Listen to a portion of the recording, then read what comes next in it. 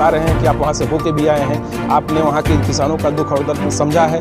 निश्चित रूप से हमारी पार्टी किसानों के साथ, हमारी राष्ट्रीय नेत्री बहन कुमारी मायावती जी का बराबर निर्देश और ट्वीट के माध्यम से पूरे देशवासियों को सब्र के साथ किसानों के पक्ष में रहने का काम किया है। हमारे सभी लोग किसानों के पक्ष में आने का काम किया है और हमारी पार्टी संविधान को बनाने वाली पार्टी है, अहिंसा में विश्वास नहीं करती। इस नाते संवैधानिक तरीके से हम लोग उसका विरोध कर रहे हैं और किसानों के समर्थन में हम अपनी पूरी ताकत झोंकने का काम करेंगे।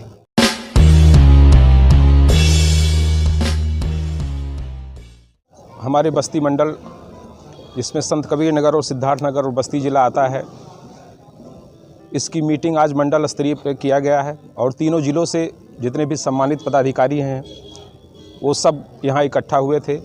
माननीय घनश्याम चंद्र खरवार साहब जो 4-5 मंडलों के हम लोगों के अगुवा हैं, मार्गदर्शक हैं, बहन जी का नेतृत्व में वो चीज़ों को, विचारों को, नीतियों को लाने का काम करते हैं।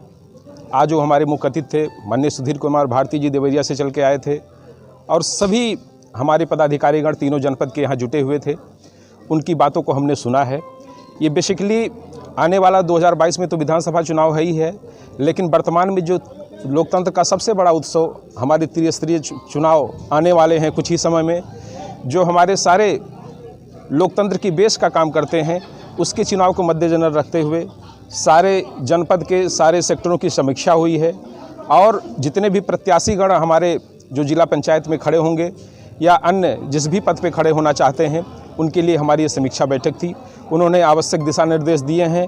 हम सभी लोग अपना मंडल से जा कर के ज़िले पर और मुख्यालयों पर, ब्लॉकों पर और घर घर जाकर उनकी नीतियों को उनको बताने का, बहुजन समाज की नीतियों को बताने का काम करेंगे और लोगों को जुटाकर जिला पंचायत सदस्य और तमाम जो और पदाधिकारी हैं वो जो भी चुनाव आने वाले हैं उसमें अधिक से अधिक बहुजन समाज पार्टी के पक्ष में मतदान करने का काम करेंगे और आने वाले समय में बहुजन समाज पार्टी के हाथों को मजबूत किया जाएगा। क्या आप जिला पंचायत सदस्य का सैंपल पे चुनाव लड़ाएगी आपकी पार्टी? देखिए, हमारी पार्टी तो लड़ाएगी ही, लेकिन इसके लिए नीति नियंता होते हैं जो नियम बनाते हैं और उसके लिए ऊपर से घोषणा होती है। अगर ऐसा होगा तो निश्चित रूप से हमारी पार्टी पिछले 2-3 पंचवर्षीय योजनाओं में जो है ऐसा करती आई है, पार्टी को घोषित किया जाता है। लेकिन चूंकि हम सत्ता में नहीं हैं, हम नियम नहीं बना सकते। अगर नियम बनाया जाएगा तो उसको फॉलो हमारी पार्टी पूरी तरह से करेगी।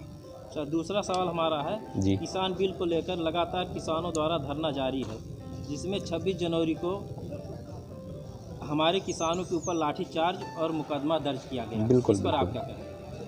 देखिए, ये बहुत बड़ा घृणित काम किया जा रहा है और किसानों जो हमारे देश की, अभी कुछ ही समय पहले आप सभी लोग, जब हम छोटे छोटे बच्चे थे तो ये कहा जाता था कि किसान प्रधान देश है हमारा देश और किसान पूजा की दृष्टि से देखा जाता है।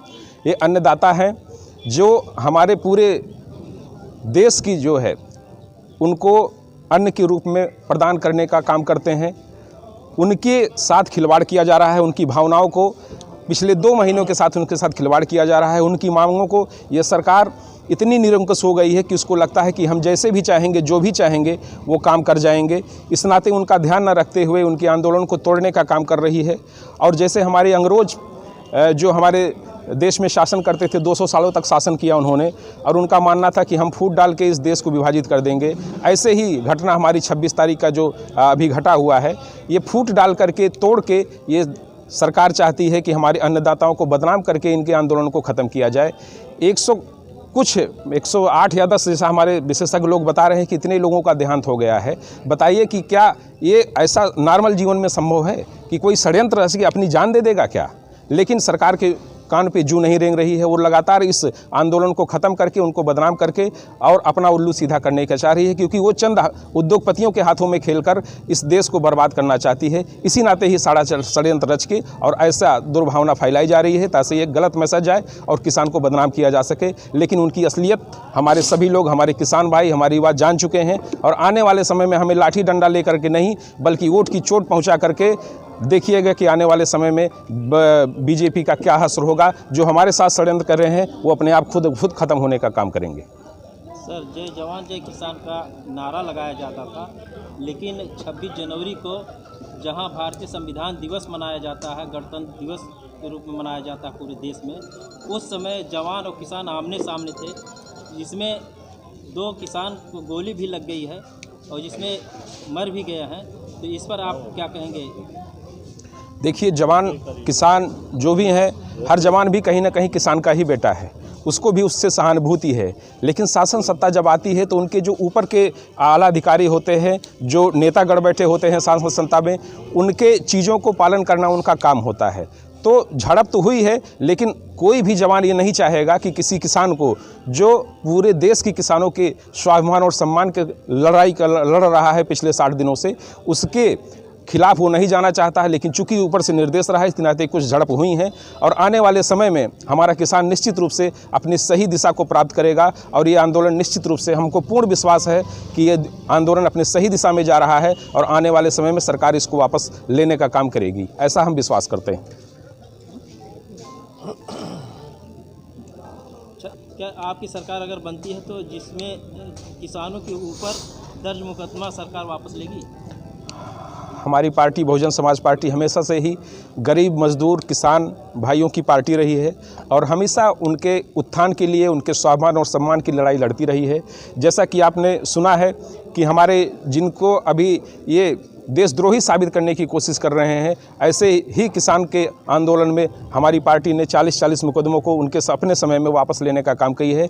निश्चित रूप से हमारी पार्टी किसी के दबाव में आके काम नहीं करती, चंद लोगों के लिए काम नहीं करती। और जब भी हमारी सरकार आएगी, ऐसे निर्दोष लोगों को निश्चित रूप से उनका स्वाभिमान और सम्मान दिया जाएगा और जो भी मुकदमे उनके ऊपर लगे हैं उनको वापस लेने का काम करके हमारे किसानों को स्वाभिमान और सम्मान बढ़ाने का काम किया जाएगा।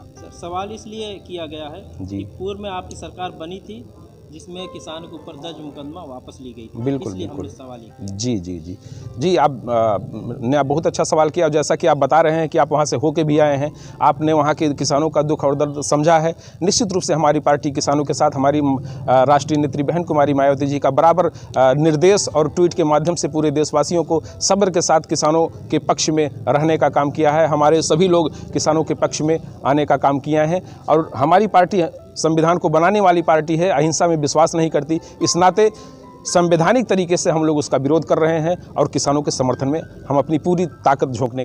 बिल्कुल जी, आप ने बहुत अच्छा सवाल किया। और जैसा कि आप बता रहे हैं कि आप वहाँ से होके भी आए हैं, आपने वहाँ के किसानों का दुख और दर्द समझा है। निश्चित रूप से हमारी पार्टी किसानों के साथ, हमारी राष्ट्रीय नेत्री बहन कुमारी मायावती जी का बराबर निर्देश और ट्वीट के माध्यम से पूरे देशवासियों को सब्र के साथ किसानों के पक्ष में रहने का काम किया है। हमारे सभी लोग किसानों के पक्ष में आने का काम किया है और हमारी पार्टी संविधान को बनाने वाली पार्टी है, अहिंसा में विश्वास नहीं करती। इस नाते संवैधानिक तरीके से हम लोग उसका विरोध कर रहे हैं और किसानों के समर्थन में हम अपनी पूरी ताकत झोंकने का काम करेंगे। सब्सक्राइब करें आपके अपने चैनल समता आवाज टीवी को, बेल आइकन दबाना ना भूलें सबसे पहले हमारी वीडियो देखने के लिए। सब्सक्राइब करें आपके अपने चैनल समता आवाज टीवी को, बेल आइकन दबाना ना भूलें सबसे पहले हमारी वीडियो देखने के लिए।